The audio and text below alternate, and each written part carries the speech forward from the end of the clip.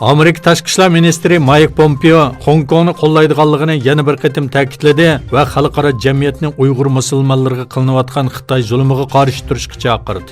Washingtonda o'tkazilgan axborot e'lon qilish yig'inida so'z qilgan Pompeo Xitoyning Sharqi Turkistondagi bostirishlarni tanqid qildi va Xitoy Kompartiyasining e'tiqodga qarshi urush ochganligini aytdi. O biz har qaysi davlatlarning bo'libmi islom hamkorlik tashkiloti va Arab ittifoqi davlatlarining Xitoyning Uyg'urlar qilayotgan zulmiga qarshi ovozini kuchaytirishga chaqiraman dedi. Pompeo yana Bahrayn parlamentining 2020-yil 2-yanvarda chiqargan qarorini muayyanlashtirdi. Pompeo Xitoy Kompartiyasi Sharq Turkistonda asir tutayotgan Uyg'ur, Qozoq, Qirg'iz va boshqa musulmonlarga qarshi kishilik huquq tajovuzchiligi aytmoqda dedi.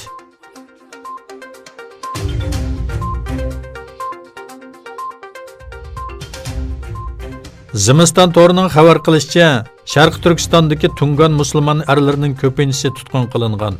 Sirtda qolgan yashanganlar bilan ayollar va bolalar bo'lsa, mahalla komitetlarida siyosiy o'ginishga majburlangan.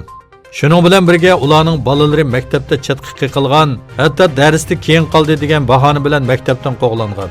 Mazkur turning ziyoratini qabul qilgan bir Tungan, mening oilamdan 4 kishi tutqun qilindi. Men qachon tutqun qilinaman deb qo'rqinchlikda yashayapman. Bizning hech qanday gunohimiz yo'q. Bizni bo'lgunchilik bilan ayblayotdi dedi.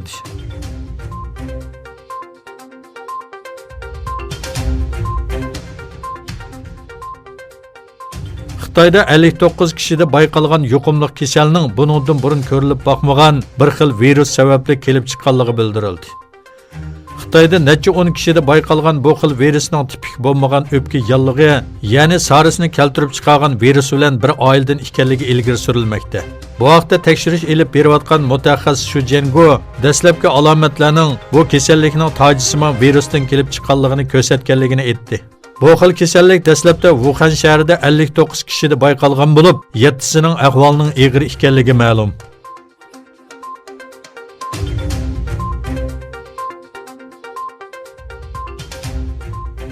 Xitoy Savdo ministrligi ta'minlagan uchurlarga asoslanganda, Xitoy muavin bosh ministri Liu He Amerika bilan qisman savdo kelishimini imzolash uchun 13-yanvardan 15-yanvargacha Washingtonda bo'ladi.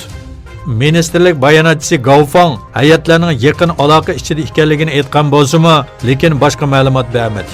U Xitoy tarafining tunji qatim birinchi bosqichlik savdo kelishimini dalillashi bo'lib hisoblanadi. Amerika prezidenti Donald Trump savdo kelishimiga 15-yanvar imzo qo'yganligini e'lon qilgan edi.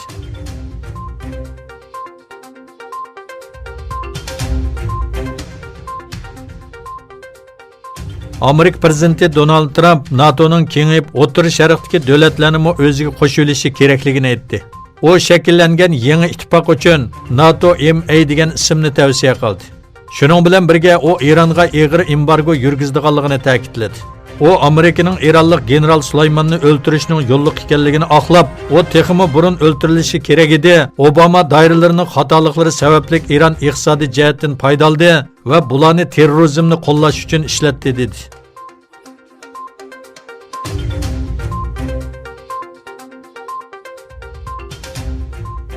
Amerika doiralari Tehron atrofida tushib ketgan Ukraina yo'lovchilar aeroplanining xato holda Eron tarafidan etib tushirilganligini ilgari surdi.